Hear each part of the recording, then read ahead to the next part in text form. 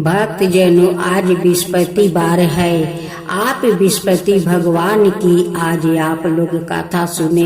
बृहस्पतिवार का जो लोग बृहस्पति देव के श्रद्धा भक्ति से कथा सुनते हैं, उस पर बृहस्पति देव प्रसन्न हो जाते हैं।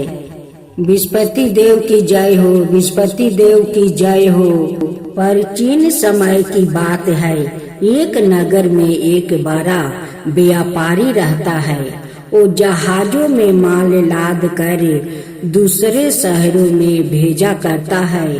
वो जिस प्रकार अधिक धन कमाता है, उसी प्रकार जी खोलकर दान भी करता है। परंतु उसकी पत्नी अत्यंत कंजूस है। वो किसी को एक डमरी भी नहीं देने देती है।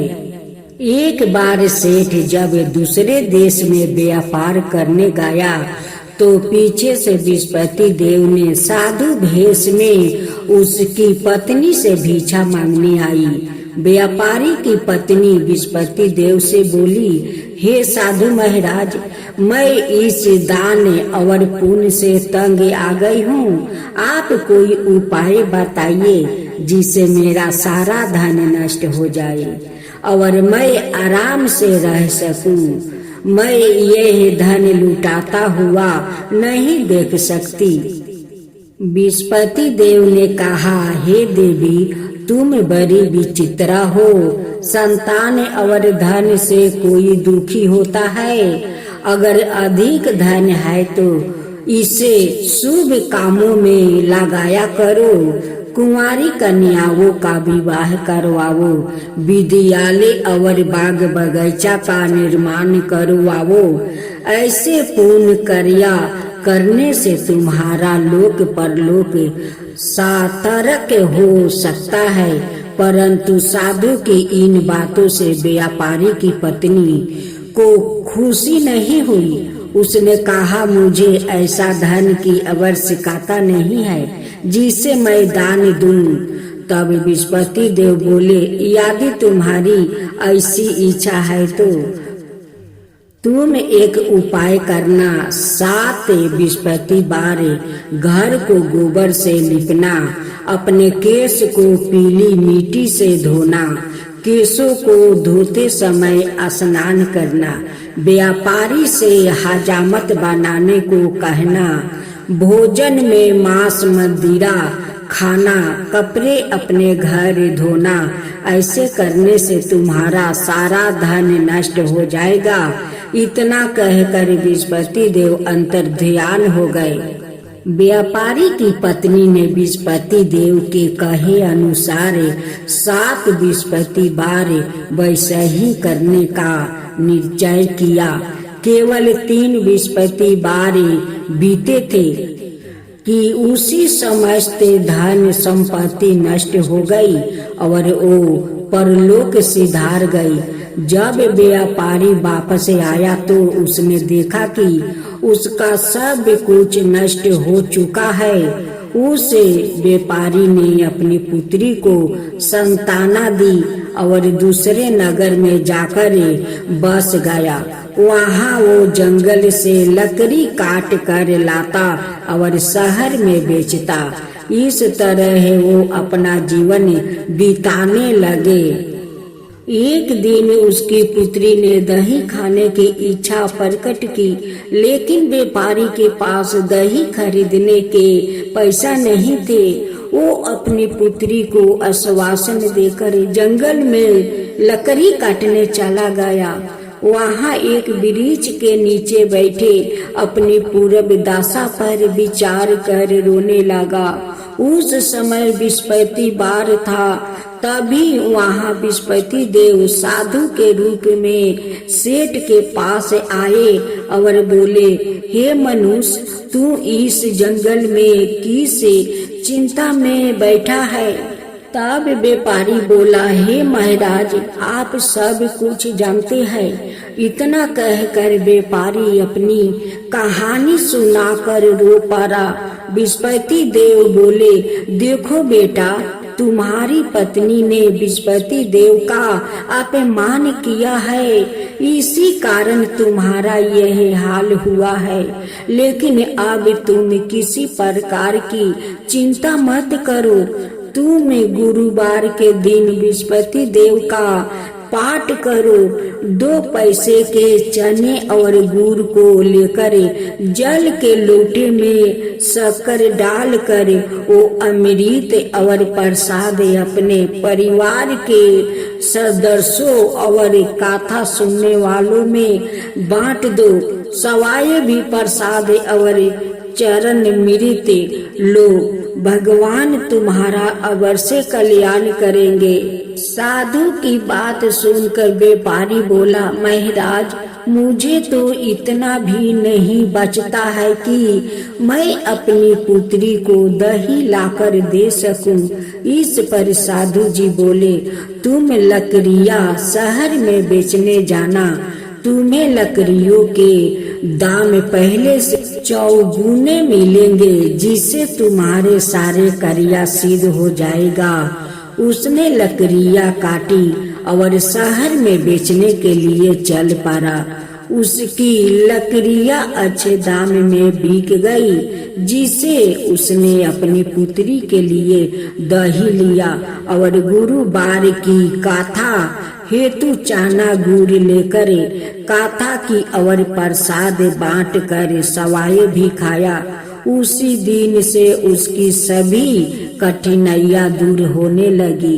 परंतु अगले बृहस्पतिवार को वो कथा करना भूल गया।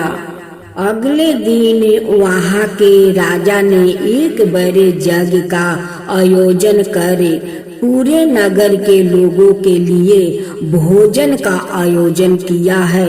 राजा की आज्ञा अनुसार पूरा नगर राजा के महल में भोजन करने गया, लेकिन व्यापारी वो उसकी पुत्री तनिक विलंब से पहुँचे।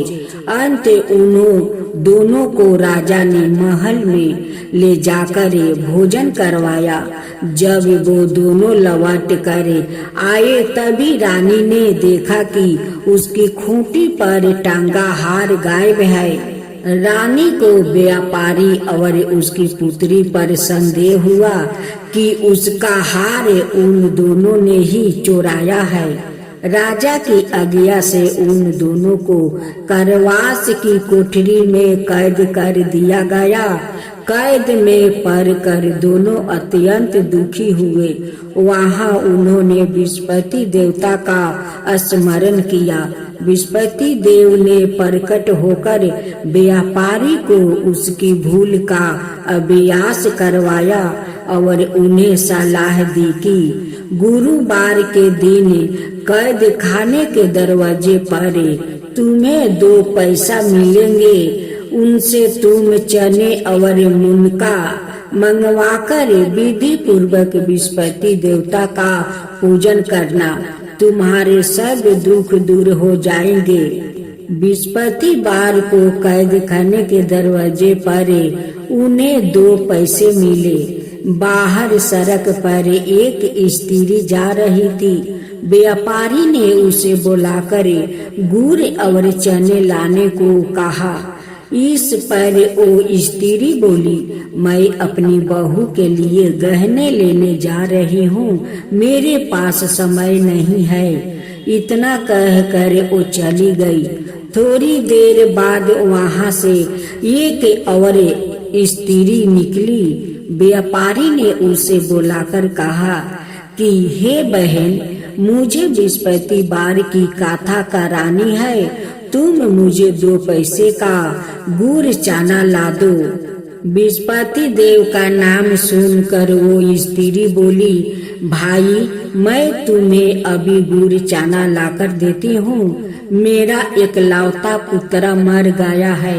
मैं उनके लिए कफन लेने जा रही थी, लेकिन मैं पहले तुम्हारा काम करूंगी, उसके बाद अपने पुत्र के लिए कफन लाऊंगी। वो स्त्री बाजार से व्यापारी के लिए गुड़ चना ले आई और सवाए भी बृहस्पति देव की कथा सुनी। कथा के समाप्त होने पर वो स्त्री कफन लेकर अपने घर गई। घर पर लोग उसके पुत्रा की लाश को राम नाम सत्य है कहते हुए शमशान ले जाने की तैयारी कर रहे थे। स्त्री बोली, मुझे अपने बेटे का मुख देख लेने दो। अपने पुत्रा का मुख देखकर उस स्त्री ने उसके मुंह में प्रसाद और चरणामृत डाल दिया। प्रसाद और चरणामृत के प्रभाव से वो पुनर्जीवित हो गया। पहली स्त्री जिसने बृहस्पति देव का निरादर किया था, वो जब अपने पुत्रा के विवाह हेतु पुत्रा वधू के लिए गहने लेकर लौटी और जैसे ही उसका पुत्रा घोड़ी पर बैठकर निकला, वैसा ही घोड़ी ने ऐसी उछाल मारी कि वो घोड़ी से गिरकर मर गया। यह देख स्त्री रो रो कर बृहस्पति देव से क्षमा याचना करने लगी। उस स्त्री की मिनती से बृहस्पति देव साधु भेष में वहां पहुंचकर कहने लगे, देवी तुम्हें अधिक विलाप करने की आवश्यकता नहीं है। यह बृहस्पति देव का अनादर करने का कारण हुआ है। तुम वापस जाकर मेरे भक्त से क्षमा मांगकर कथा सुनो, तब ही तुम्हारी मनोकामना पूरी होगी। जेल में जाकर उस स्त्री ने व्यापारी से माफी मांगी और कथा सुनी। कथा के उपरांत वो प्रसाद और चरणामृत लेकर अपने घर वापस गई। घर आकर उसने चरणामृत अपने मृत्यु पुत्रा के मुख में डाली। चरणामृत के प्रभाव से उसका पुत्र भी जीवित हो उठा।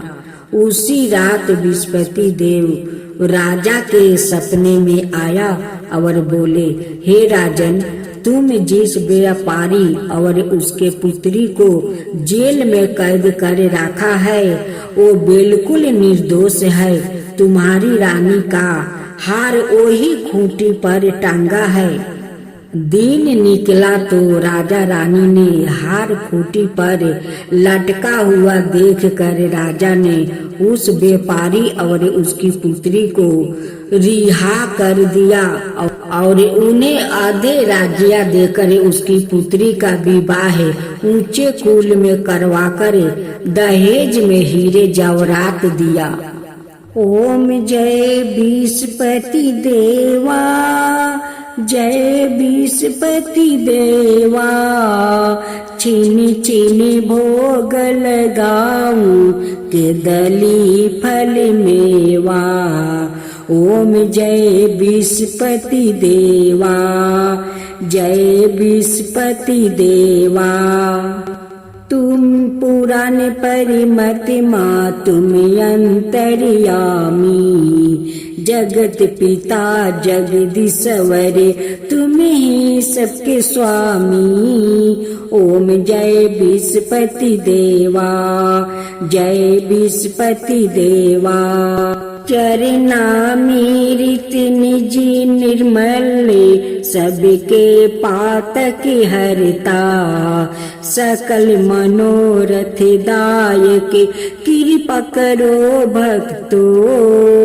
ओम जय बृहस्पति देवा, जय बृहस्पति देवा। तन मन धन अर्पण कर जो जन शरण पारे, प्रभु पर कट तब हो करे आकर दुआरे खारे। ओम जय बृहस्पति देवा, जय बृहस्पति देवा। दीन दयाल दया निधि भक्तन हितकारी, पापी दोष सब हरता भाव बंधन हारी। ओम जय विष्णुपति देवा, जय विष्णुपति देवा। सकल मनोरथ दायक सब संशय हरो, विषय विकार मिटाओ संतन सुखिकारी। ओम जय विष्णुपति देवा, जय विष्णुपति देवा। जो कोई आरती तेरी प्रेम सहित गावे, जेठाय नंदय नंदनी कर सो निश्चय पावे। ओम जय विष्णुपति देवा, जय विष्णुपति देवा। सब मिलकर बोलो विष्णुपति भगवान की जय, विष्णुपति देव की जय।